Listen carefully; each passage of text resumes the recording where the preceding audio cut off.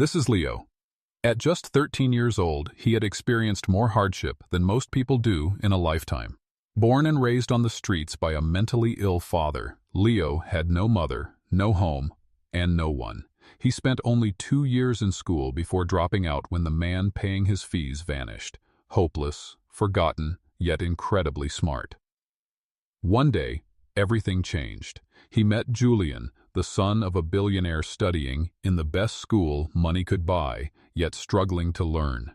And it was Leo, the barefoot boy from the gutter, who became his secret teacher. But when Julian's powerful mother discovered a homeless child teaching her son, what she did next shocked everyone.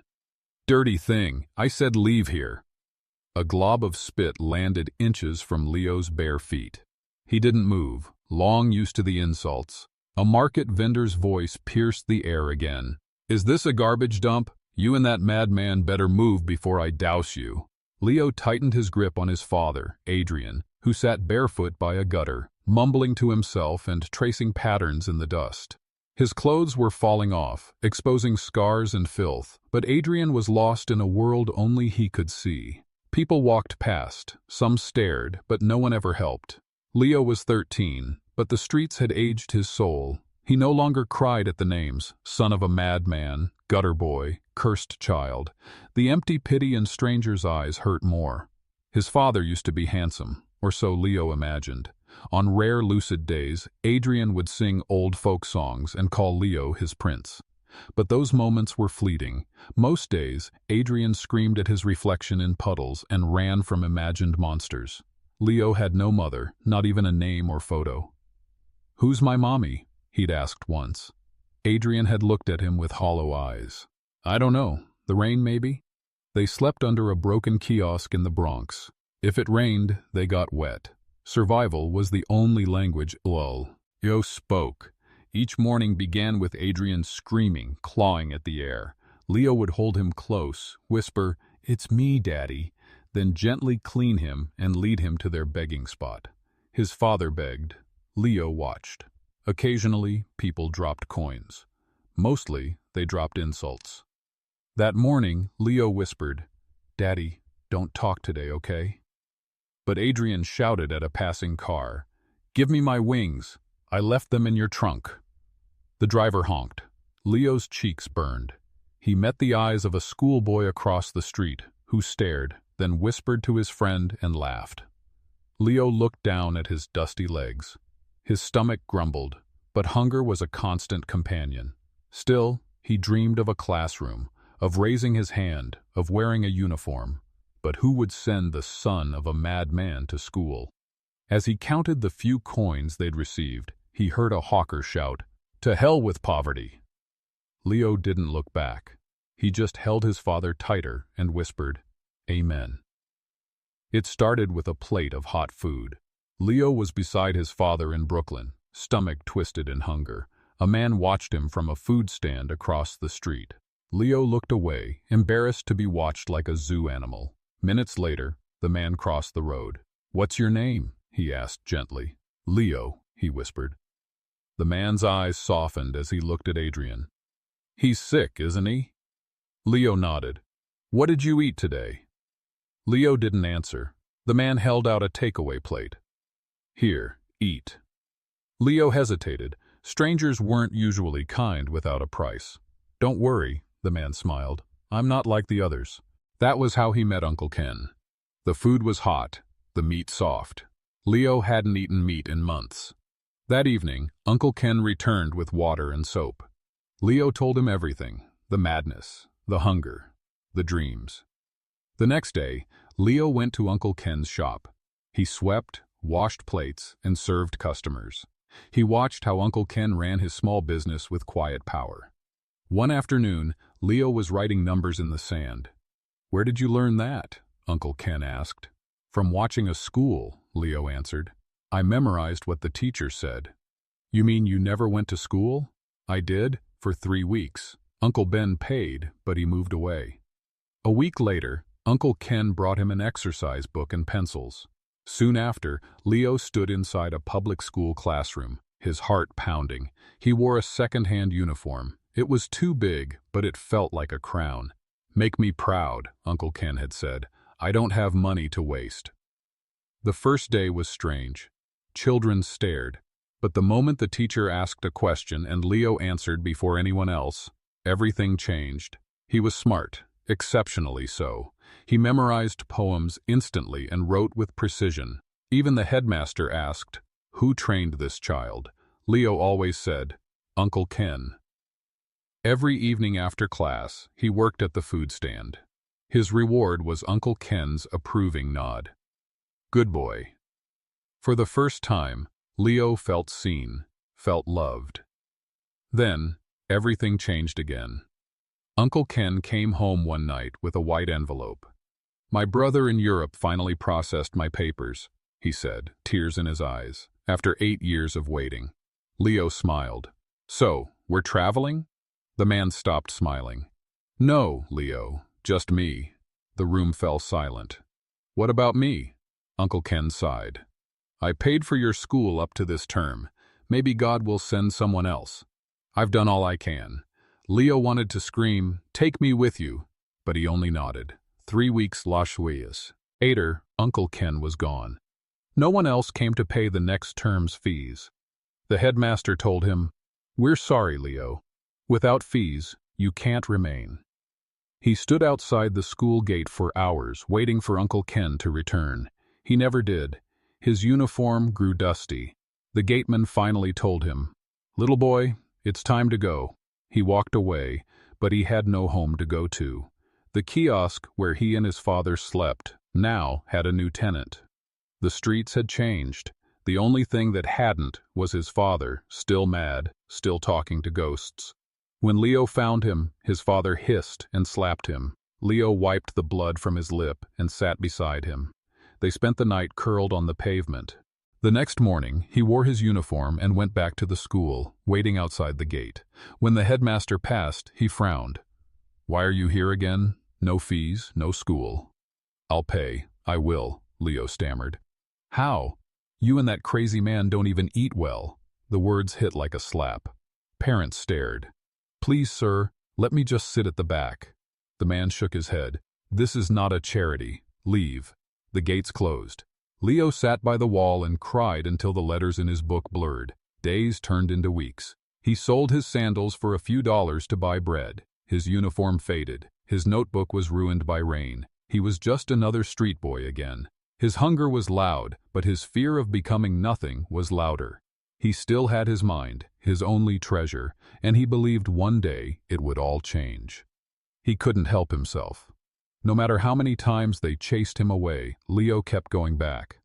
Every morning he found his way to the back fence of Northwood Preparatory, a private school that looked like a palace. The walls were pristine, the windows polished. Students wore blazers and sparkling shoes. He didn't belong, but it didn't stop him. He found a spot by a cracked open window near an old mango tree. From there, he could see the chalkboard. He'd mouthed the answers to himself, clutching a broken pencil, writing on scraps of paper scavenged from garbage bins. One day, the teacher noticed him. "Hey, who's that?" a man yelled. Leo froze. A student pointed. "It's that crazy boy again." The class laughed. The teacher stormed outside. "What do you want? Who sent you?" "I just want to learn," Leo stammered. "Please, I'll just listen from outside." "Are you mad? Go tell your father to pay school fees first," the teacher barked, "if you even know who he is." The teacher grabbed a stick, and Leo turned and ran, tears stinging his cheeks. He didn't give up. The next day, he found another school, Riverdale Academy, and crouched outside a broken fence, listening. When children recited times tables, he whispered along. A boy noticed him and threw a stone. "Go away! You're distracting us!" Another shouted, "He's mad like his daddy!" Still, he came back. One afternoon, a security guard dragged him by the arm. "You're always sneaking around like a thief." "I'm not a thief, sir. I just want to learn." The guard pushed him to the ground. "Next time I see you here, I'll beat you." As he limped away, Leo looked at the building, at everything he longed for but couldn't touch. That night, as his father babbled, Leo looked at the stars. "God," he whispered, "why make me so smart and then lock the doors?" The first time Leo carried a tray of bottled water on his head, his neck nearly snapped. He was barefoot, the tray rusted. "Don't break any, Mr. Doris," the shop owner had warned. The New York City streets didn't care that he was 13. Grown men shoved him aside. Older boys stole his customers, but he kept moving. His goal was simple: feed his father. By midday, his legs were shaking. A man walked past and dropped a $5 bill in his tray. "Go buy something, little one." The moment he turned, a teenage boy snatched the money and ran. Leo screamed and gave chase, but lost him in the market's chaos. He sat by the gutter and sobbed. That evening, he returned to his father with bread. "Daddy, I brought food." His father looked at him, confused. "Who are you?" "I'm Leo, your son." His father giggled. "My son is a star. He fell from the sky." Leo held him gently, tearing the bread into small pieces and feeding him slowly. Later, Leo found a broken mirror. His face was sunburned, his eyes swollen. He looked nothing like the students he watched, and yet, when he whispered math questions to himself, he still got the answers right. His mind was still sharp. His fire still burned. The next day, he was back on the road, chasing a chance to prove that the son of a madman didn't have to die on the streets. Leo wasn't supposed to be at Riverdale Academy. It was a school for the elite, but something inside him said, "Go closer." He crept around the side fence and found a small gap, slipping through. His heart pounded. He found a quiet spot behind a large mango tree near the back field. From there, he could see a junior classroom. He crouched, copying words he heard onto a scrap of nylon. He was sounding out a difficult passage when a voice startled him. "You're the boy they always chase away, right?" Leo spun around. A boy his age stood there, his uniform spotless, a name tag sparkling: Julian. "I didn't mean any harm," Leo stammered, backing away. "I was just listening." Julian tilted his head. "Why?" "Because I want to learn. My father, he's sick. We live on the streets." Julian looked down. "People laugh at me too," he said quietly. "They say I'm dumb, that my mom paid the school to keep promoting me." He nodded. "I don't understand anything they teach." A silence passed. Then Julian smiled. "Do you want to sit?" Leo hesitated, then slowly lowered himself to the grass. Julian opened his bag and pulled out a textbook. "Can you teach me this? I don't get it." Leo looked at the page. Fractions. He studied it, then gently took the book. "Okay, so look." Julian listened, wide-eyed, as Leo broke it down. Within minutes, Julian was solving problems he'd struggled with all term. "I understand," he gasped. "I finally get it." Leo smiled shyly. "You're not dumb." Julian grinned. "And you're not just smart, you're amazing." They sat under the mango tree for over an hour. When the bell rang, Julian stood. "Will you come tomorrow?" Leo hesitated. "They'll chase me."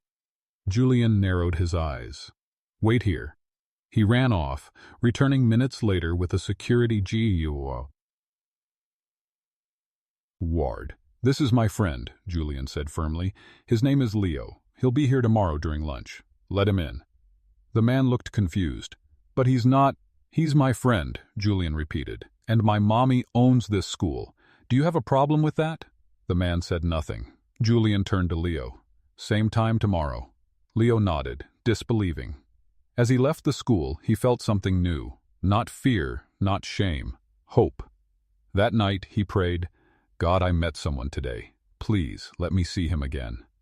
Then he slept with a smile on his face, the first in a very long time. They met under the mango tree every day. Leo came barefoot in torn clothes. Julian came in his ironed uniform with a packed lunchbox. Two boys from different worlds. But under that tree, nothing else mattered. Julian laughed more. He paid attention in class because Leo made sense of it all. "Don't read it like a robot," Leo would whisper. "Read it like you're talking to your best friend." When Julian finally got it right, Leo would clap with joy. "No one ever claps for me," Julian confessed once. "But you're rich. Don't people celebrate you?" Julian shook his head. "Only when I dress well, not when I get answers right." That day, Leo held his hand. You deserve more. One afternoon, Julian asked, "What if my mommy finds out? What if she says we can't be friends?" Leo paused. "Then you'll forget me. That's how it works."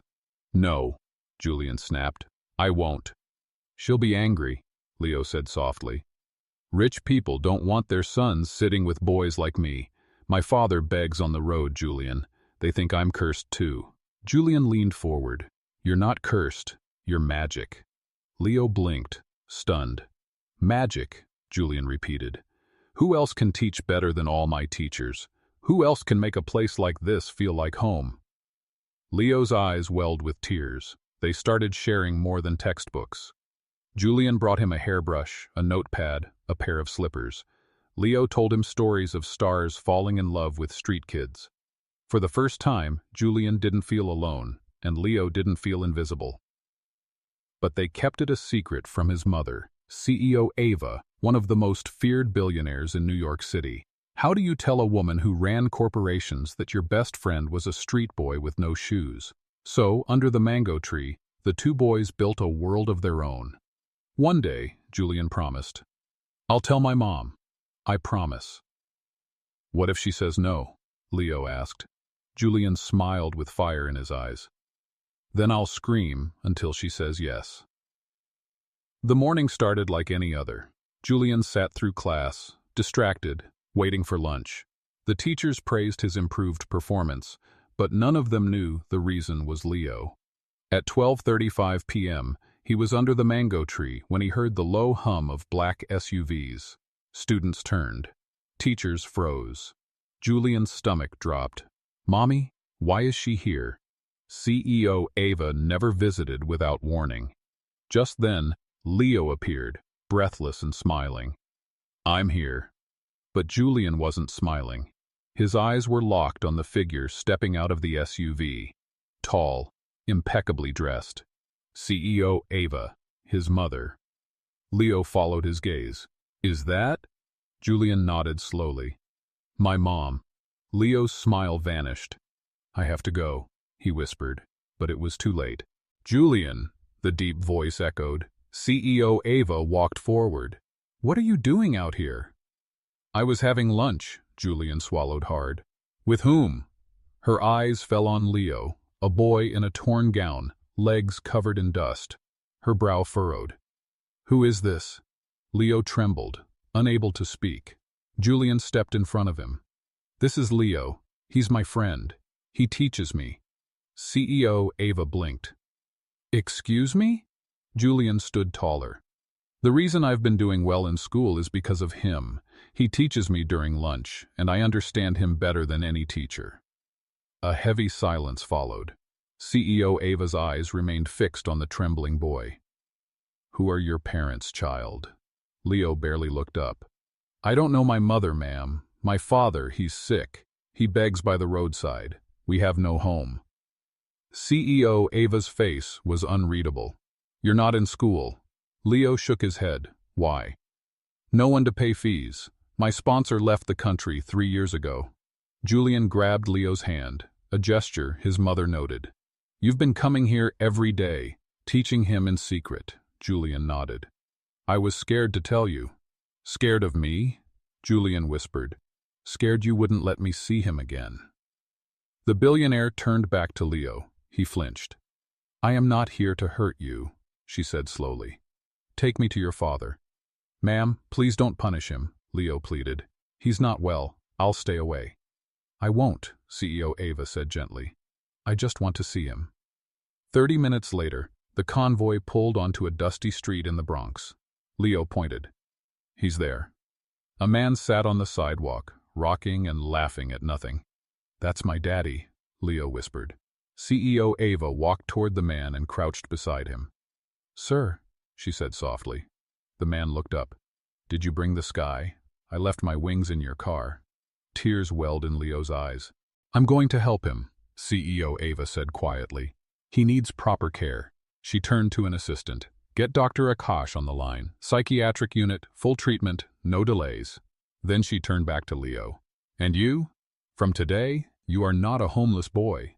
She knelt before him, placing a firm hand on his shoulder. You have a mother now." Leo didn't believe it, not as the car pulled away, not as he watched his father gently lifted into an ambulance. He didn't cry or smile. He just stared, trying to understand how a day that began with fear ended with a billionaire calling him son. By evening, Leo had taken his first proper bath in years. Julian gave him fresh pajamas. A housemaid gently combed his hair, shocked when CEO Ava introduced him. "This is Leo. He'll be staying with us. Treat him with the same respect you give my son." The house froze, but her tone left no room for questions. The next morning, Leo stood in Julian's room, wearing a borrowed Riverdale school uniform. It was new, crisp. He could hardly recognize himself. "You look just like me," Julian clapped. "I feel like I'm dreaming." "You're not. My mommy said you belong here." "But I'm the son of a madman," Leo whispered. Julian shook his head. "No, you're the son of my mother now." That day, the two boys walked into Riverdale together. Matching uniforms, matching smiles. Gasps followed them. Teachers blinked. The street boy who used to hover behind fences now walked through the front gate as a student. In class, Leo was brilliant. By day's end, teachers were asking, "Where did this boy come from?" Meanwhile, CEO Ava kept her promise. Leo's father was placed under expert care. Dr. Akash assured her that Adrian's condition was treatable. Leo visited weekly. At first, his father didn't recognize him, but on the 5th visit, he paused, looked at Leo and whispered, You look like the sky." Leo burst into tea. Arse. Weeks passed. Leo adjusted slowly. He still woke up some nights thinking he was back on the sidewalk, but gradually his smile became freer. He and Julian were brothers now, not by blood, but by bond. One afternoon, CEO Ava called Leo into her study. "I've been watching you," she said. "You've changed my son's life, and mine." "I just wanted to learn," Leo whispered. She chuckled. "And now you will. You're my child, and I'll do for you what I do for Julian." She handed him a brand new tablet. "Thank you, ma'am," he whispered. "Thank you for seeing me when nobody else did." She placed a hand on his head. "You were never invisible, Leo. You just needed someone to look close enough." That night, Leo sat under the mango tree in the manicured garden. He looked at the stars. "My name is Leo," he whispered. "Son of no one, friend of Julian, student of Riverdale. And now," he smiled, "I have a mother." He closed his eyes and whispered a final prayer. "God, you gave me everything I asked for. I promise I won't waste this chance." And so, the boy the world called son of the madman became a symbol of hope. For CEO Ava, for Julian, and for everyone who believed that love and education can change a life, Leo was proof. The future had finally opened its doors, and he walked through them, head held high. No child is born worthless. With kindness and opportunity, even the most forgotten soul can rise. True greatness isn't where you come from, but what you do when someone finally sees you. We hope you enjoyed this story. If it touched your heart, please like and share it with your family and friends. Thank you for watching.